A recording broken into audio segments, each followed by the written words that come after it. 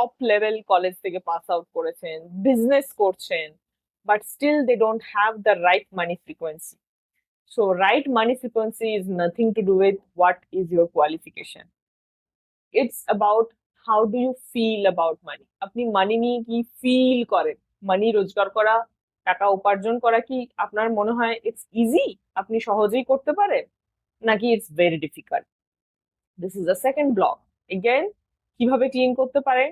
আপনি রেকি কাউকে দিয়ে করাতে পারেন আপনার এনার্জি ক্লিনিং এর জন্য. আমি নিজেও reiki healer.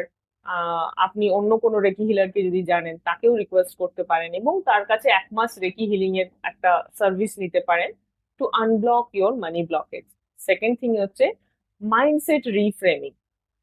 Just set this affirmation that flows to me with ease and grace and alignment.